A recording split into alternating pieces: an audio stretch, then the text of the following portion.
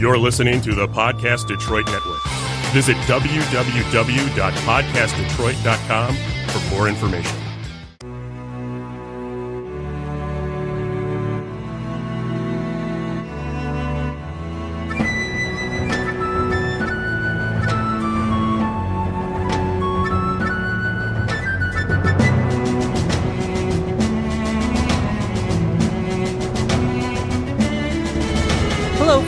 Welcome to episode 32 of Storyteller Conclave. This is a show all about helping you run the best tabletop role-playing game that you can, whether you're a new storyteller or dungeon master learning the craft, or an experienced storyteller looking to take your game to the next level. I am Sarah. I'm Rob. Hey, Rob. Hey. So, last week. Yeah. We had that question from Mad Elf. I think we should just spend, 28 minutes talking about it? Between 28 and 36 minutes, I think, fair on enough, average. So the Mad Elf asks. He asks, so how do you use weather as an element of your storytelling? And we're going to spend a good long show talking about this because we have opinions and some new ones, actually. So we are happy to have you, listeners, on the chat line here with us, Knox especially. I know we've got a few other listeners listening in that I noted on the general chat as well. I think it was Sam out there who's listening as well. Yes, I will say. Hey, Sam. All right. So we are. We came into this with one mind frame, I think. Yeah. And I think even today we left with more. Oh, sure. So we've got a lot to unpack. There's a lot to unpack because I mean the environment is just a big thing, and there's so many things out there that nature tries to use to kill us on a moment-to-moment basis that aren't bandits. No, definitely not. And I think when I started this, I started with the mind frame much like a video game, because I usually try to go to the visual elements, and so I thought about like, okay, what are the typical things that you run into?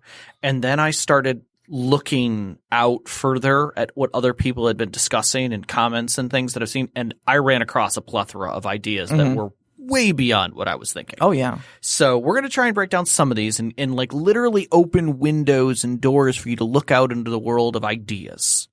So I'm going to start with the little things, the things that you're probably not thinking of when you're running a game that has environment and that you don't think about on a day-to-day basis, but really does make a difference. Mm-hmm.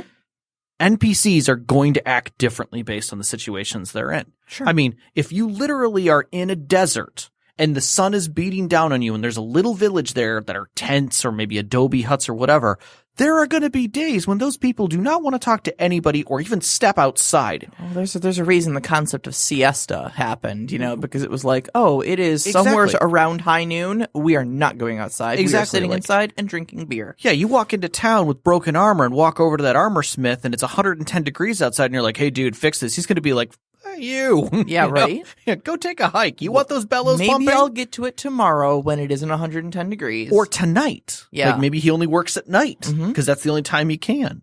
If it's pouring rain, you're not going to get the lady of the manor to come visit you. Mm-hmm. She ain't leaving her house. That ain't happening. So, there could be honestly, huge storms. We'll just honestly put a lot of things on hold because nobody likes being out in a storm. You got the high winds, the rain, lightning, right?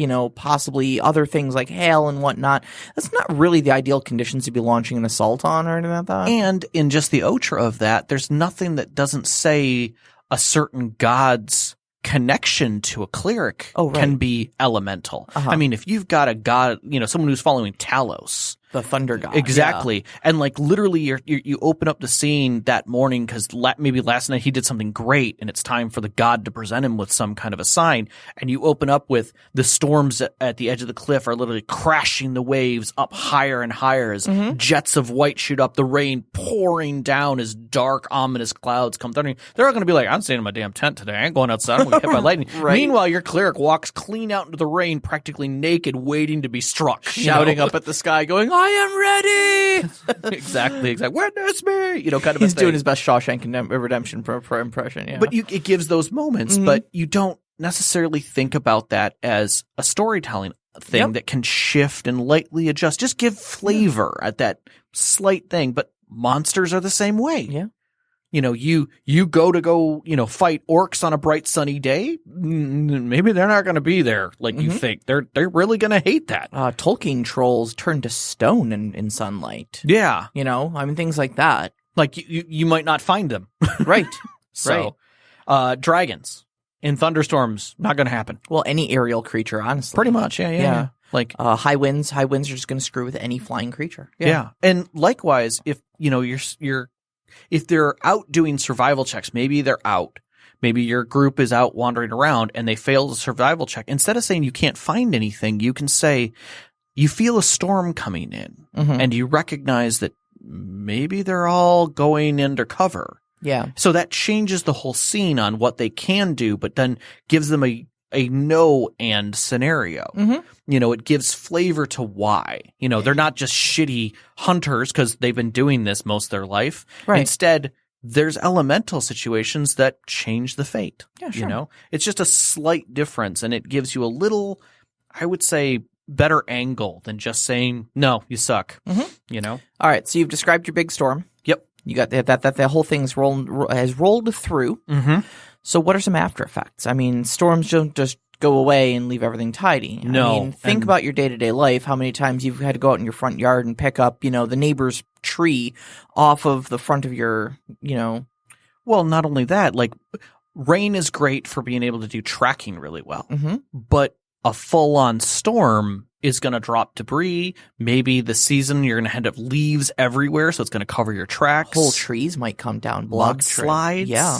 Now that little river that was just lightly bothering you the last time you came through and were able to pass over is a literal torrent of mud and debris. And that's a whole encounter by itself. Like if you're doing like the typical Dungeons and Dragons adventuring day. Yeah. That right there, that's an encounter. You don't need goblins at that point to complicate things. Just figuring out how the hell are we going to get 5 adventurers fully laden with gear and our cart over this washed out bridge, torrential thing that we were able to just ford across a day ago. Exactly. Or worse yet, you're being chased by something. Oh, yeah. And you're like, well, we'll cross the river and, oh, no, we're not. No, we're not. That was a mistake. We shouldn't have done that. Now it's either detour or we plant our feet and we fight. Yeah, exactly. Fighting on cliff sides in snowstorms or recent snowstorms. Now you've got loose snow everywhere. Your footfalls are different. You can't see the edges of things. Yep. Now athletics checks are different because it's challenging. Hell, just we're dealing with this tonight in good old Detroit. Today is what, in the teens or something like that. For anybody who's going on Celsius listening to this, that's probably down in the negative single digits. Yeah, somewhere. So not exactly the coldest, but not exactly pleasant either. No, if you're out adventuring in this, it's not going to be great, and you're going to be, having to make saves against the weather, or expending some resources to make sure that you stay comfortable. Yeah, and that's one of the things that a lot of people, I think, lose track of as you're moving through a campaign. You're moving through environments. The same gear that you're wearing in a temperate plane is going to be radically different in a jungle where things are sweaty and grimy, like leather straps burrowing into your skin. Can I tell my Ravana story? Oh, by all means. Okay, so I joined Rob's campaign a little bit late. A lot of the plot had kind of already happened, and we were kind of on to chapter 2 of the plot where the already established adventurers were going to go do something with the magical artifacts that they already had. One of the things that they needed to do was go through the mountains, and so I introduced my character as a straight up wizard. And focused largely on ice magic, and she was basically a mountain guide. Yeah, who had made it her life's goal to master the winter and the cold. Her father had died of exposure. He was a caravan driver, and she basically decided that she was not going to go out the same way that he was. So, harnessing magic to make sure that the winter was never going to be her foe. So they hire her, knowing that she knows these mountain passes they need to go through, and they're in like kind of the capital city, the elves, and she says, all right, if I'm going to join your party, I'm going to take you through. I want to make sure that you have some basic, equipment and stuff like that. So everybody go put on what you believe is your winter gear, and she phrased it like that, what you think is your winter gear. Right. And meet me in the courtyard in 15 minutes. So everybody did. And we're talking like seasoned adventurers, the heroes of the realm here, right? All gather up in the courtyard, and she goes, okay, so everybody bundled up? Yep, good. And cast Sleet Storm on them. Which she shut it off after about 20 seconds or so, dismissed it. And basically the entire party was standing there going, what the hell was that? She goes, all right, anybody who's shivering right now, anybody who thought that was hell, needs to understand that that's the weather about every other day where we're going. Yep. So if you're cold, you need better gear. Yeah. Meanwhile, the orc in the party is just like, that was fantastic. No, that was awesome. I missed that. So it adds that element of true fear into those players. I was reading one of the stories where players were teleporting from one place to another. They had a portal to portal situation, and the DM's like, okay, so you're going to Falstad, right? Yeah, the Winter Keep. You're teleporting to Winter Keep. Yeah. Looks down at all their character notes. Okay. They literally, the first person, clears the teleport gate and basically is on the other side. I'm like, and he just started making them do saves instantaneously because they were all still wearing basic adventuring gear, and they just showed up on one of the highest peaks. And of course, the teleport pad isn't inside. It's on the edge of this cliff with, braziers around it. It's like a holy relic of a spot that cannot be damaged because of where it's at. It's high, so it can't be taken. Just one of those places up on a mountain where it's just casual blizzard most of the time. Yeah. I mean, it's protected well enough, but still, it's the top of an effing mountain. It's cold as hell. And so literally they were dying from exposure the moment they stepped through the teleporter. Yeah, well, you guys told me you wanted to go there. Yep. And this doesn't, we don't want to limit this to just say, D&D and that kind of thing. This applies to every system. Like Shadowrun has some set rules to it. 7th Sea even has some rules for it. But it doesn't tell you how the NPCs can react. So always kind of keep the effects and the times in your head. But there's also some extra layers that sit just beyond that you could start throwing into how things change. So for instance, when PCs are walking into situations that do have changes, it's more than just uncomfortable for everyone. Some of those players might be fine with it. And you can set those things on your side and know how those players are going to like. Ravana was really good with the cold. Yeah. Rhaegar in our current game is a master of the North. He's a Norseman. So he's fine with the cold, but the moment that we stepped into the sweaty, hot days of summer, he's melting. He's miserable almost 24/7. You guys go into this recent dungeon and it's like 50 degrees because it's like under a gigantic hill. Exactly. And he's like, oh, finally. Yeah, we're all and like, all the rest ugh. of you are like, it sucks in here. And he was perfectly fine with it. But it steps through as you move through. So for instance, if it is a season that you're working in and you know what that season is, of course you could do some random, and there are some good tools we'll talk about a little later that really help with that. But say your adventurers are moving up a mountain pass and it's gentle winter down in the plains, maybe a little dusting of snow, kids are playing and having a good time because the weather's not so bad. But the moment they start moving up that pass to get into the mountains, just like it is out west, which we don't see here in Michigan, but some of our players in different parts of the world may recognize this, passes get treacherous really quick.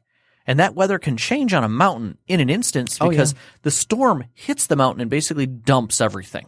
It doesn't make it over it. It doesn't just change, simply. This actually happens, and you can end up with a ton of snow up higher in the altitudes that you didn't see down on the ground. Yeah, and that's why the whole like mountain pass thing comes in, It's because when you're moving between two mountains, that's where all of it's going to be. And also, once you get above a certain point, it can get pretty dry. Cold, but dry, not so bad.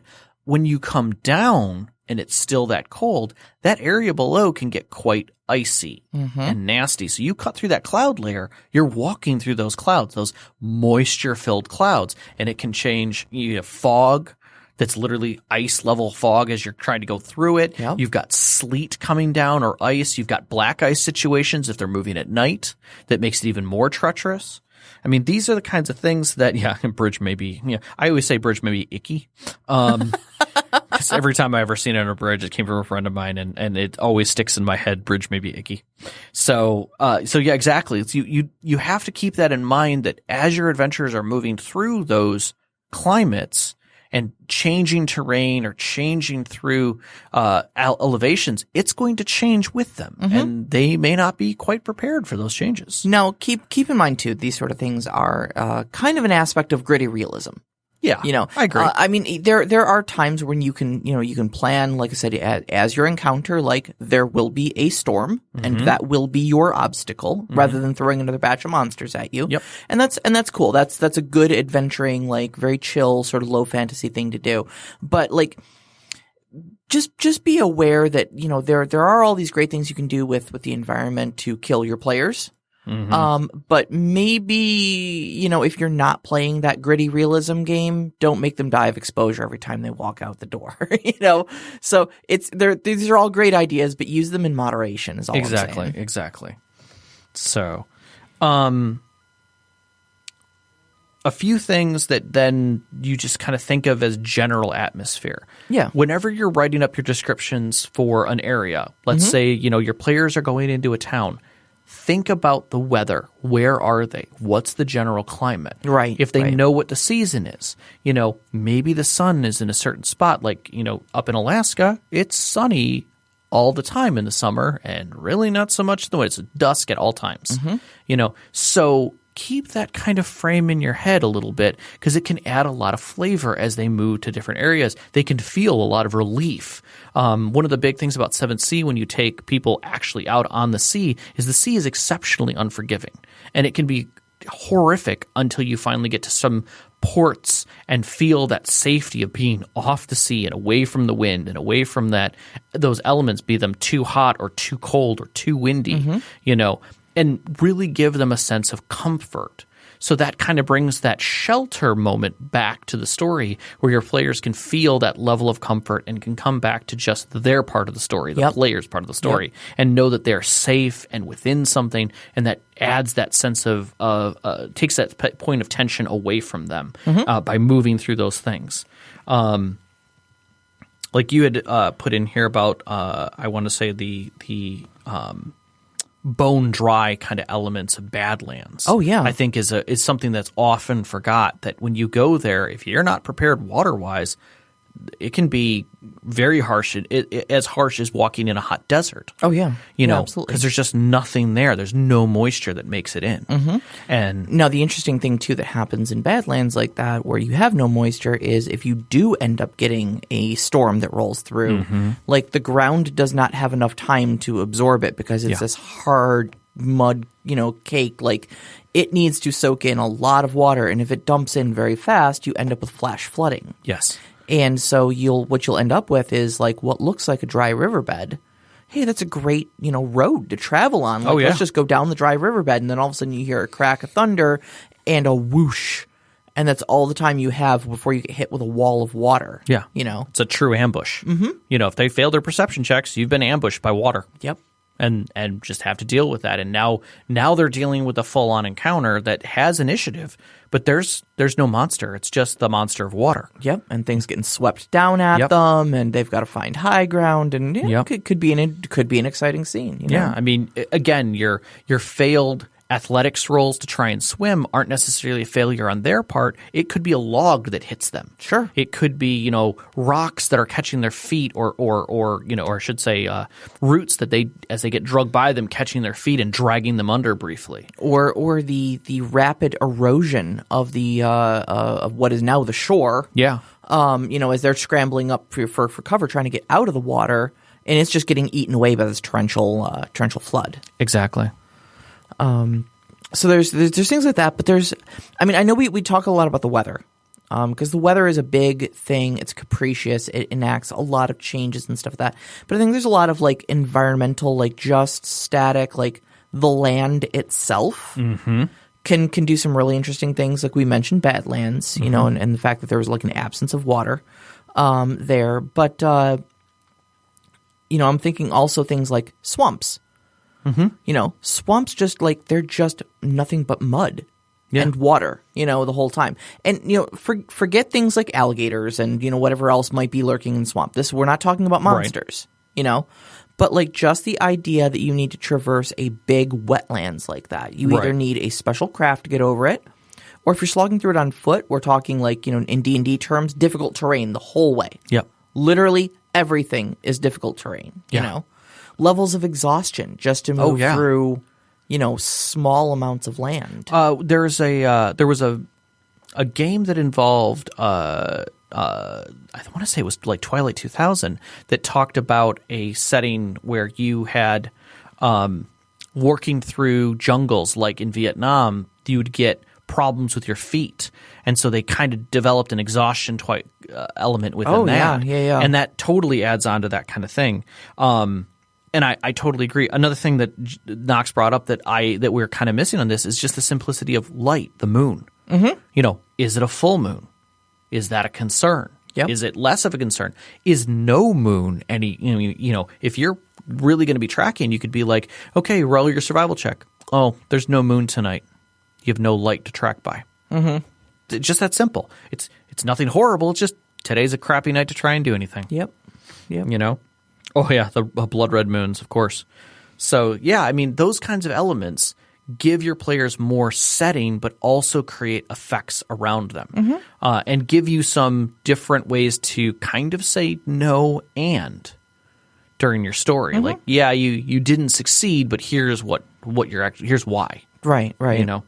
So that kind of brings us to major things that can happen that I think we can lose track of. For instance, what happens if you're trying to track something in a snowstorm? Mm-hmm. Now you've got penalties, and different systems handle it different ways. And 5th edition, like you were saying to me, was that they try to simplify everything and make it very quick thinking. Yeah. And I don't know if you want to expand on it a little bit. Just kind of the 5th edition, especially in contrast to like 3rd and 3.5 edition. Again, I'm not really speaking on 4th because I never played it. Yeah. But in previous editions and then Pathfinder especially, because Pathfinder was basically 3.75, you're talking about going kind of from a number crunchy system to kind of a more fast and loose system. Right. And when I say fast and loose, I just basically mean that like the rules are there, definitely, but they're kind of intended to just be used broadly and applied however you think they should be applied, rather than having... You're talking advantage, disadvantage. What skills actually cover. Right. Things like that. Like, there's no real rules for a lot of things. And they're just kind of covered under, well, that would probably be an acrobatics check, ? And sure, that's what the rules are meant to be. They're light, and they're just meant to basically say, roll a die, adjudicate the outcome of it, and move the hell on, Right. And so I think, for a lot of like 5th edition stuff, if we're focusing on that, you're looking at it at disadvantage on a lot of things, for survival checks and whatnot. But, yeah. So, but I mean, and it doesn't just go against the players. So, for instance, like they're slogging through the mud, they might be at disadvantage for making any athletics-based tests. They might be slowed. They might be at half speed because it's difficult terrain. Yep.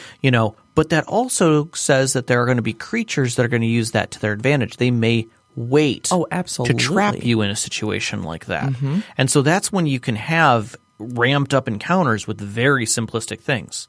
Now that you're trying to make your way through the desert and you're on open terrain and you're exhausted because it's been 2 days, those buzzards that you thought were, real small are actually quite ready to come and get you. They were harmless 3 days ago when you didn't have 3 points of exhaustion. Right. And you're at disadvantage to everything and at half HP. Right. Yep. Yeah. Now you're easy pickings. Uh-huh. And they like live. Uh-huh. When you're slogging through that swamp and everything is difficult terrain for you, right. It's not difficult terrain for the dire crocodiles. Exactly. Or you're working through loose terrain, and you've got something that burrows. Oh, yeah. That Oh, kind yeah. of thing. And so everything for you is considered challenging, and you're at half speed and disadvantage. It's just popping up out of the ground right next to you. Yep. Without a problem. You're bogged down in winter gear and trying to slog through a blizzard, and you're snow blind, and you can't fire arrows because of the galing winds. Right. And then the winter wolves come out. Yep. Because they don't care. And they have advantage on any stealth. So, yeah. And then changes in in things like rooftops that, normally, players could, dance through a city rooftop to rooftop. Now they might be covered in ice and snow. Certain angles are super treacherous. Buildings that would normally be, relatively okay shelters are now collapsing based on snow weights and other things like that. So now you've got these caves that suddenly the outer edges of them become dangerous because there's literally snow everywhere, or ice, or mud. Hey, your players go into the cave for coverage, but they don't realize it's filling with water. High seas are coming into the cave that your group's digging the treasure out of. So now instead of just a couple inches of water for high tide, they're in feet of water. Yep. And now it's getting dire because the mouth of the cave was only so open. So, yeah, those kind of things can really change the environment. The other things that I was thinking about is you've got a dry area. You end up casting a spell. You could, a fire spell. You could start a flash fire across a field. Yeah, you were telling me a story about that at dinner. Yeah, so there were players who were at a town, and the last little encounter they had, one of the players, I think, cast Burning Hands or something, and ended up catching the wheat field and the fields on fire. And he immediately had them start going into basically a toxic set where they were having to roll Constitution just to talk because of all the smoke. Well, by the end of it, players are covering up their faces to help compensate for that. But using sign language so they wouldn't have to speak and inhale. Ushering people and using inference. Casting spells became very complicated for them because verbal components. You have to speak a long full sentence. And it made it very challenging. The only way they ended up getting out of that one and fighting some very simple people some bandits who came in that they thought they could just mop up with a few spells suddenly became super challenging because every spell they had to make a Constitution save to try and breathe, and they would lose the spell because half the way through the spell they'd end up coughing or something. So it was more challenging because of the environment that was wrapped around them, and they had the risk of fire constantly. So So you can also use. I think we've also got down here. Just not even making it like a dangerous encounter of like okay, so someone might die here, doing damage or complicating an already, a combat encounter like like fighting crocs in the swamp or winter wolves during a blizzard or something like that. But honestly, also just to kind of enact world changes. Yeah, just broad strokes. Like we talked about mountain passes snowing over. Well, okay, maybe the party doesn't get caught in that snowfall and it's not a big dramatic encounter there, but what if the mountain pass is just snowed over? Well, I want to get from point A to point B and I can't teleport. So now what? Yeah. It's just a story complication, But it changes the overall world and it makes the world a living, breathing place, That fire that took out all those crops, that is eventually going to lead to less crops. And possibly famine conditions in the area. And now you've got bandits going after what food they can get. Right. Or even other creatures. I mean, those are the kind of moments where you're like, I would say from Lord of the Rings, where like, why are the trolls coming out of the mountains? They never come into the lowlands. Why are they here now? Yeah. They're getting pushed out of their environment. Why? Now your players have a reason for why something's there. Yep. If you're making up an encounter, think about those types of things because there could be shifts that are occurring. I mean, if suddenly if an area is getting better defended, it's going to push those rogue elements, those parts that make things that go for the weaker, lesser areas someplace else. That someplace else is somewhere. Yeah, sometimes it's a murdered villager haunting their cave. Yeah, sometimes it's just simple famine. Yep. Yeah, and those kinds of things make sense. And we often forget about it when we're doing our stories, but they can do a lot. one of the tools that I wanted to put out there that can help with this is if you haven't been to Dungeon Tools, DONJON .bin.sh, they have a ton of tool sets, and one of those is a random weather generator. Now, I'm not saying you need this for every game, but it can definitely give you a flavor if you're not sure. Yeah. If you just need something to help you, like your players are waking up in a town and you're like, crap, I didn't even think about this. You could bring it up real quick, say, hey, I'm in a coastal area and it's spring, and you hit the button and it literally gives you what the current weather is. Yep. Like you're looking at their, area code. And it just makes it that much easier for you to not think about it, but also to add those elements. Yeah. And if you're not keen on using a random generator too, it's pretty just simple. Just to kind of quick internet searches can help you find what sort of areas, what sort of climates get what sort of precipitation on average and whatnot. Because most of us have an idea of somewhere on the globe that we think the players are, the type of environment. If your players are slogging through a Germany-like place, pull up Berlin, see what the weather is there today. Yep.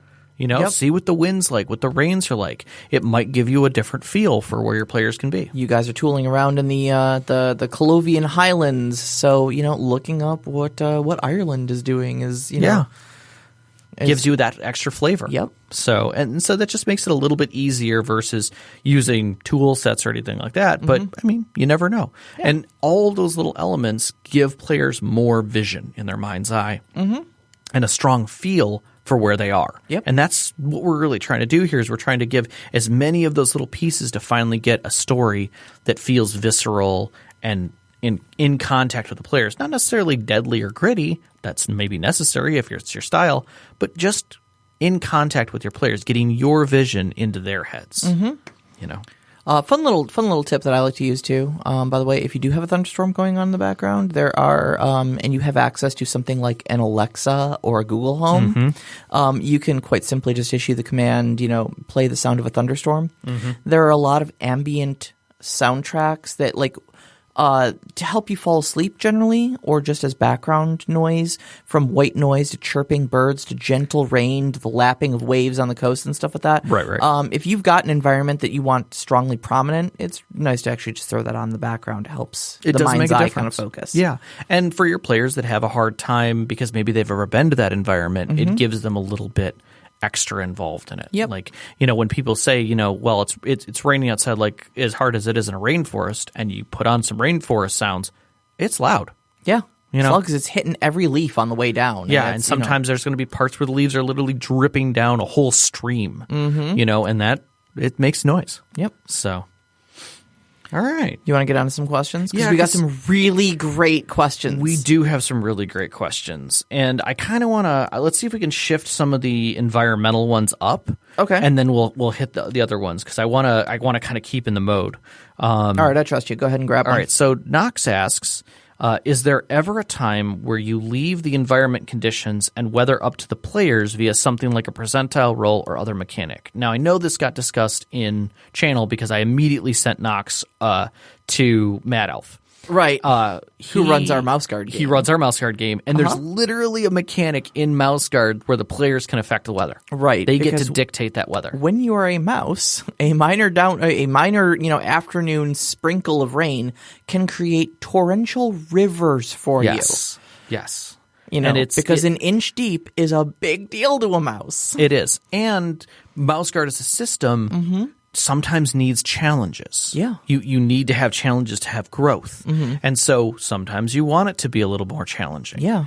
And that's just a way that you can do that. I know there's a few other systems that do similar things that were there's some superhero ones that allow the players to have some dictate on the setting of the scene. Urban Shadows does scene sets. So you can literally say your town is in a crappy, kind of London-esque environment where it's always raining all the time, and it's sloggy. So yeah, there's definitely some mechanics there.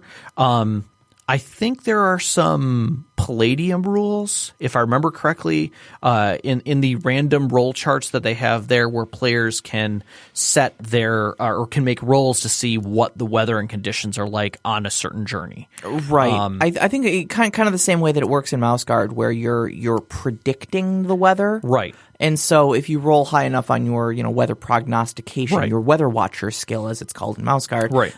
You get to then basically say, okay, well, I predict the weather will be rainy tomorrow, and then that becomes something in the story because you're right when you say it. Yep. That's what the closest I can think of to allowing the players to dictate the weather. Yeah. Typically, unless I were running something like Mouse Guard, like in my D&D game, I wouldn't do that, simply because I like having control of it as a story element. Mm-hmm. So unless there's some, like I had a druid casting, control weather or something, I don't think it would happen. But there are times that the system calls for it, and it's really fun when it does. Yeah. All right, let's shift down to Overwatch, because he's got another one before we go to Nox, because that's going to be fun. Oh. The other Nox question, because that opened both of us up for that. Yeah, both of us, fanned a little bit at it. All right, go ahead for the Overwatch one. All right, so Overwatch asks, storms as a factor of the game, random tables for inclement weather. These are time-honored tabletop systems from the early days. Can you think of an aspect that has been missing, an environmental/setting aspect of games that is underutilized in storytelling or historically has never had a mechanic? Is there any place where you've seen something like that implemented? The two things that came to my mind when I read this, the first one was fog. Okay. That fog is rarely used in games. Yeah. More than just obscuring. And causing problems. 7th Sea had some sea-based fog that was serious. Like fog on sea is deadly, especially in combat. Because you don't see the rocks until you're already there. Or moving up on a ship. Yeah. And there are some ships, some things that a player can do to make fog happen. But it's something that doesn't get often used, and is usually lost off charts. So, and fog can happen in cold and hot, in all kinds of environments. Oh yeah. So I think it's a element that gets lost, an environmental hazard that gets lost, in a lot of things. Thank you for reminding me of that, because I've really been trying to work on my weather stuff, and that's a great point. I'm just thinking back, like when the last time I've even thought about fog as a weather condition. Yeah, I really can't. And the second one that always gets me that I've only seen really described well once is moon phase, like the moon phases, where it's kind of forgotten that your players are not always keeping a torch just above their head or a lantern just out in front of them. They're using ambient light, and sometimes you have to move through the dark. And it means a lot when there's no moon. Yeah.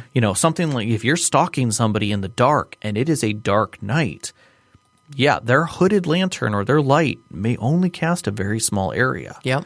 Maybe 5-6 feet around them, and that's it. Anything off in the distance is just going to be a little shimmer of light to them at best. And keeping in mind, too, that like ambient conditions will change the light levels a lot, too. Like in winter, when everything is coated in snow, it's a lot easier to see at night than the exact same conditions in like the spring or summertime. Right. So... And I will say this, Nox does have one interesting point here, and that is environmental hazards that are results of things. For instance, scurvy.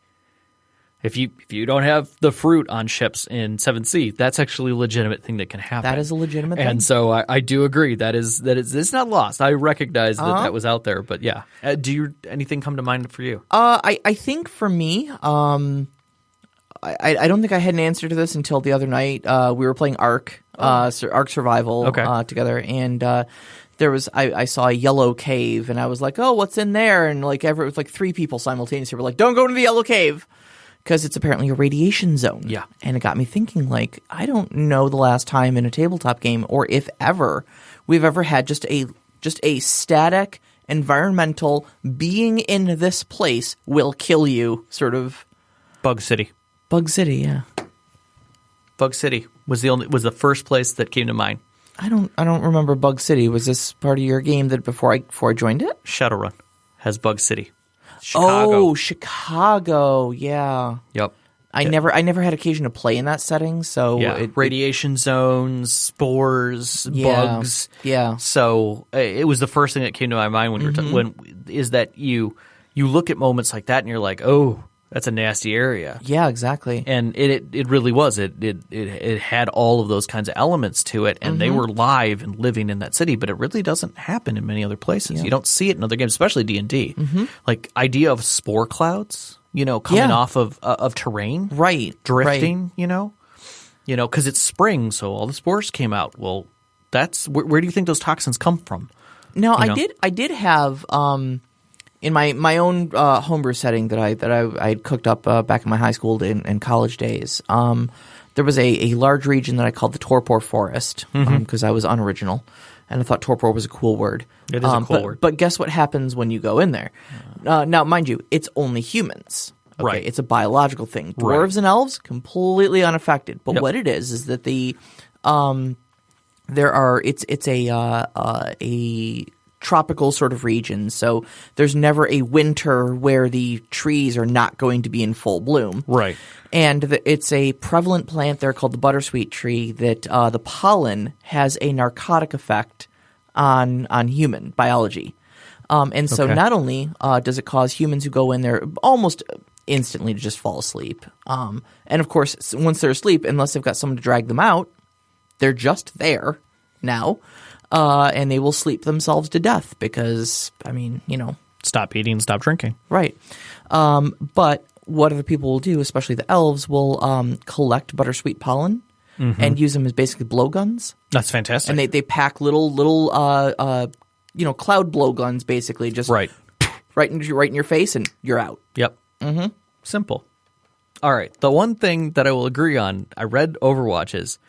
I thought about Nox's next question. Okay. And this one got me without a doubt and made me really think, and that is, if we treat large crowds as environmental hazards in combat, what are some better ways of utilizing them?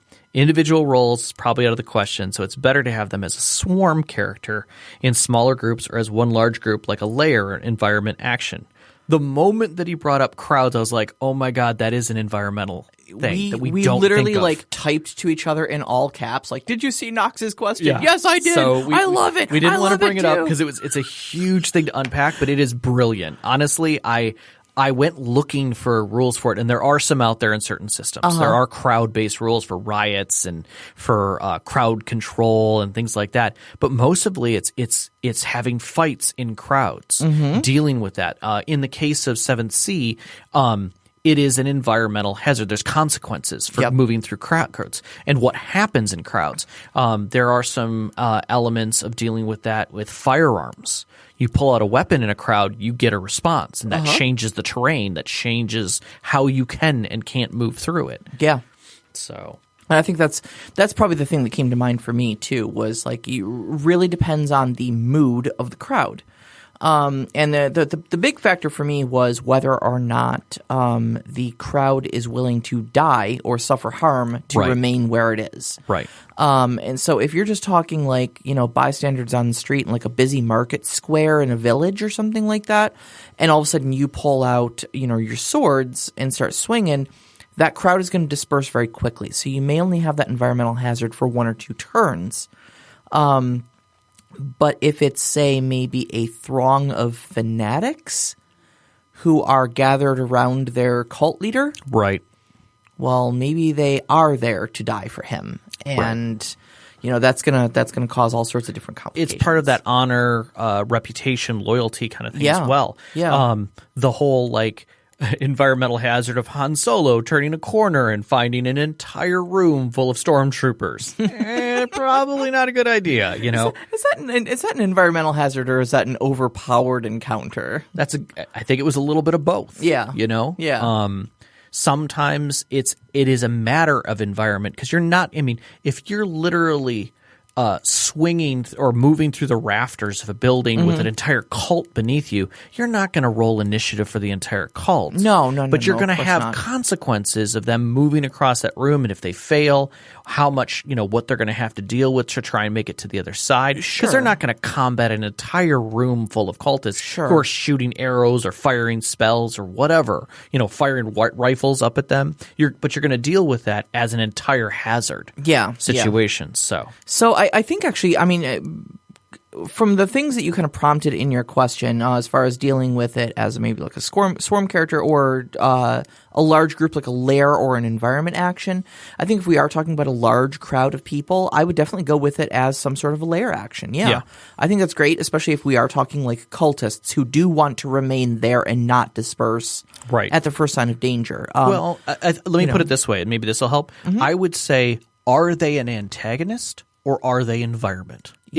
Is it a crowd that you're moving through? So you're a spy, you're trying to catch up with another spy who's getting away from you, and you're moving through a masquerade event. Maybe you're in New Orleans during Mardi Gras, and you're trying to catch up with this guy, and everybody has masks and outfits and stuff, and he's weaving in and out. I think that isn't it's not an antagonist, that's an environment. So that I would handle as an environmental hazard. Where, on the other hand, is if I come into a scene where I'm masked like all the other cultists and I'm trying to get up to assassinate somebody, and the guy catches my eye and points at me, now I have a room full of antagonists. Yep. I think that is a swarm. I think that's where they become the antagonistic force, and I'm not going to roll initiative. I may use them as one entity. In one 7th C, you might call that one or two brute squads. Yeah, definitely. Or maybe 3 or 4, depending on how. Yeah, there's some riot rules for that.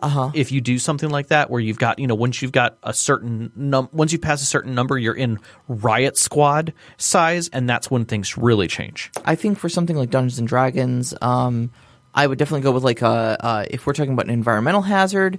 We're looking at, difficult terrain across the board. So all movement is halved through that area unless you've got something that defies difficult terrain. And I would say anybody outside, especially if it's like a dense crowd, like a crowded market square. Right. I would say anybody outside of 5 feet of you has 3/4 cover. Yep. And anybody beyond 20 feet has full cover. Looking in. The person in that space has that. Yes, yeah, I agree. Now, if you want to do it something like we were talking about the swarm of angry cultists, I might actually do that as lair action. You've got the environmental thing of moving through them and stuff like that is difficult terrain, but obviously putting like 40 cultists on the board and rolling initiative for every one of them is chaos. Chaos. So do the brute squad method of 7th C. If you ever need questions about that, look it up. Or consequently, or incidentally, do a lair action. Yep. I don't know if you've had experience with lair actions. Not really, but D&D. Yeah. So what they do is they go on initiative 20, and typically you'll have a list of effects that they can do. So essentially give the cultists a couple different layer effects that they can do, like attacking anyone within range of a certain cluster of them or something like that, or maybe the whole group of them calls down some magical effect that does this, and you cycle through them. And so they're not really you might be able to kill them off. You might be able to affect them with something like a fireball spell or something like that. But, as a lair action, you just kind of throw them in an initiative 20. They do something that blanket inconveniences everybody on the field, and you move on. Gotcha. I like that. It's similar to the brute tactics in the way that it works. The way that 7C does it is a grouping of individuals, and their combined attack is just a straight number. Yep. So if they make their contact, they do that damage. If the player does a single dramatic hit on them, it reduces their value, and now that damage value goes down, but they are still there. They're still a concise thing. Right. So it's definitely unit tactics. I think it kind of falls similarly to Warhammer in that design. Yeah. And routing is a thing in it too. So, but often it's not used unless there's severe reason for it. Right.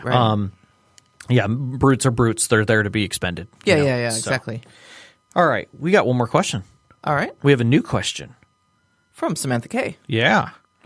So Samantha K asks us, first off, welcome to the show. Welcome. If you are writing a campaign and crafting stories, how do you make sure the prices for items are fair for the variety of cities and the level of the PCs? That's a great question, It's honestly. a great question, It's something simple. It's something you don't think about. And economy is always one of those things that just runs me up a damn wall, because on one hand I want to give you guys treasure and make you feel rewarded, but on the other hand I don't want you to be able to buy your way out of every problem. Exactly. But I think in the right sense, it needs to be that way. Yeah. If you've got a noble who's rich and has, maybe they've gone adventuring and they've come back to the same Dirtwater village after going into a keep and getting tons of gold because it was the old lord of the land and they finally wiped it out. When they come in there, they're going to be treated like kings. But also people are going to try and get a little money out of them. Yep. They're going to look for that because they now know it. So I would say keep their reputation in mind as well as the quality of the area. So if it's a low area, economy-wise, maybe the prices are just what they are in the book. But if those people, maybe just when they first come in, make a roll for yourself. If you roll high, they're expecting some high prices. If you roll low, maybe they're all looking for money. And they'll just take what they can get because maybe the last time it didn't work out for them. Yeah. And keep it that simple so that you're not worrying yourself too much, but just write that at the top for the town. Remind yourself that, this town is a low economy town. They're going to be hungry for money. So they're going to run it at bottom level prices. They might not have a lot though. Because of that, their stocks are low. Their lists are simple. Anything they can find is going to be even less than normal. Well, that's one of the other things you have to keep in mind too is the amount of money that would be in an economy. You walk into a small fishing village and you try to offload a Holy Avenger, they're not going to have the 50 to 100,000 gold on hand to just buy a Holy Avenger off you. They're going to be like, I don't know, you want a fishing boat? Right. Do you want to be our new mayor? Yeah. I've got 7 cows. Yeah. Or they might just straight up look at you and go, what the hell am I going to do with a Holy Avenger? Right. That Holy Avenger is great. It's a beautiful sword. It's an amazing artifact that I'm awed to be in the presence of. But my family is on the verge of starvation. Do you have bread? Do you have fish? Right. And the other thing is that by doing that high-low thing, and this is, I'm stealing this from somebody, but I can't remember if it was a Reddit thread or not, and I feel terrible about that, is that you can basically say anything over a certain dollar value, they just don't even have. Yeah. But if you're willing to sell them something that's just above that, so, maybe you come into a shop and, they only have basic food, some rations, maybe rope, maybe some wood, maybe a ladder, maybe some pitons if they're close to like a mountain area. But that's it. I mean, it's pretty much nothing. But your characters may not have a lot of money, but they do have a nice mirror. Or a necklace. And so now the shopkeep's like, well, I'll trade you because my daughter needs something for her wedding. So I'll be willing to trade you for that. And maybe they're going to lose a little money on it, but they'll get what they need. Yeah. And that's where you can start playing with that. But if you go to a high value area where literally everything's available, it's a very rich town, maybe it's the capital city, and they go into a place and they're like, hey, I got this Holy Avenger. And the guy's like, yeah, I got a basket full of them back here. Show me something real, it's a big masterful story. You going into a dungeon, blah, blah, blah, blah. Another thing to keep in mind, too, is that if your players come around flashing a bunch of gold and valuables, Indeed. People are going to take notice. Yep. And I'm not talking about being robbed. I'm just talking about being nickeled and dimed by people. Exactly. Who are like, oh, well, you can certainly afford this extra extravagance. And, of course, I'm going to need to charge you a convenience fee and a stocking fee. And of course, there's the king's taxes that we have to make sure. And the king's taxes, of course. And, and that's when you can have those fleecy, noble characters who are running the town come out and acknowledge these heroes, properly, or maybe they're not so proper if maybe they didn't grease a palm or two. So now if they don't come to them first, suddenly there's these charlatans in town, these rich folk who are here ruining our area, and suddenly you can't get a room. You might not be able to buy things or sell things. The last thing I could think of too is never underestimate the power of bartering. Mm-hmm. So you can trade all sorts of things other than gold. Things have all sorts of different prices.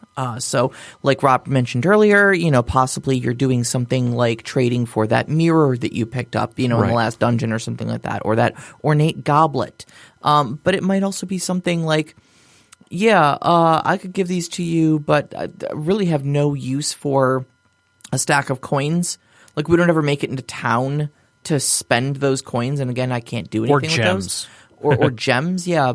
But what I do have is goblins burning my fields and raiding them for the resources. Yeah. And that's taking food off my table. So maybe you could go take care of those for me. And I think that's where some, because there's legitimate skills for bartering and for socializing, and some of those things can be a yes and situation where like maybe you're sitting, maybe you're working with that merchant and you're really trying to get the last few health potions he has from him, and he's like, I really can't sell all of these because there's going to be other people who are going to need some of these. Right. And you guys look like you're stalwart and everything, and they make their roll and it's very successful. Maybe they make a 20 and you're like, I don't want to just hand them these potions.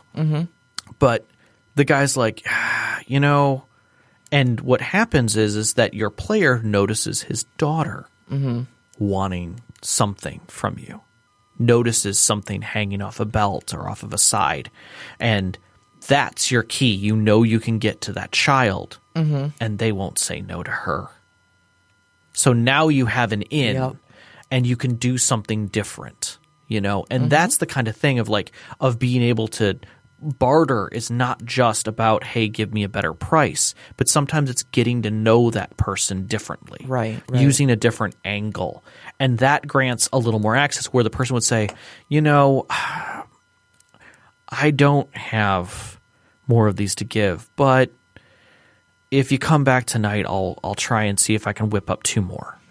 Or even understand that if you buy these right now, you are going to wipe me out of supplies. So if anybody else comes to me in need, they will be unable to get that that aid. Right. So I will sell these to you under the condition that you also go out and gather me some more materials so I can make more. Right. And it's just up the hill. We have a brief 1-day adventure to go. Maybe gather some things. Maybe there's some environmental hazards. Maybe there's some monsters or whatever up there. You come back with a bundle of herbs.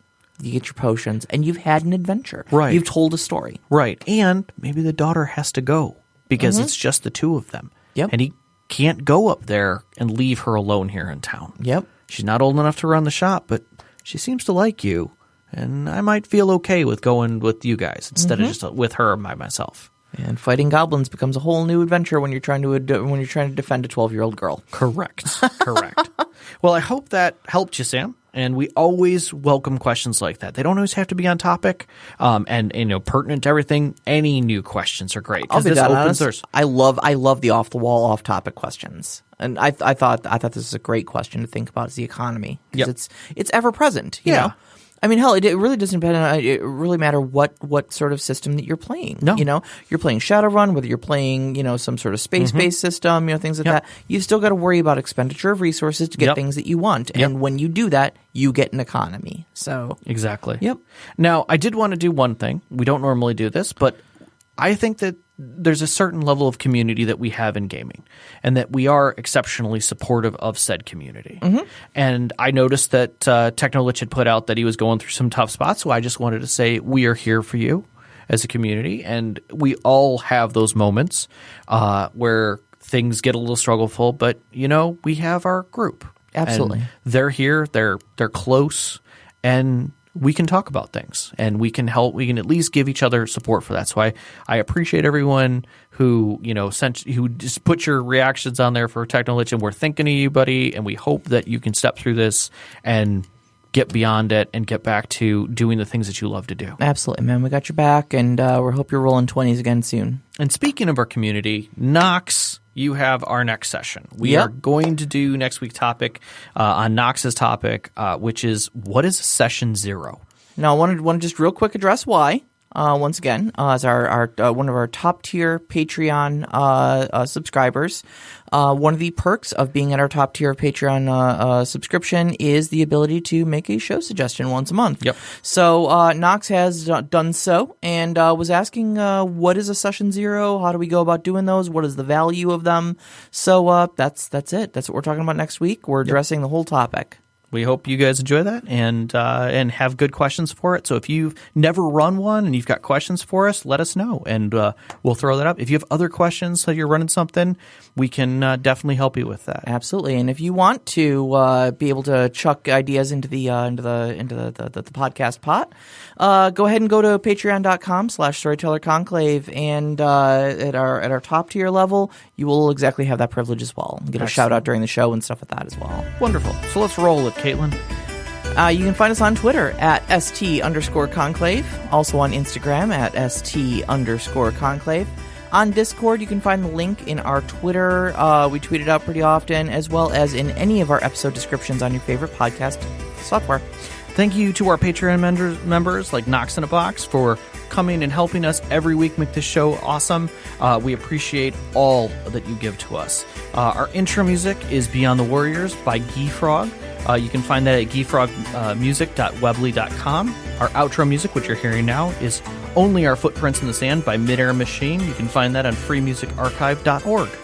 We record every week at Podcast Detroit. You can find them online at podcastdetroit.com, on Twitter at Podcast Detroit. And big shout out to our engineer, Caitlin. Yo.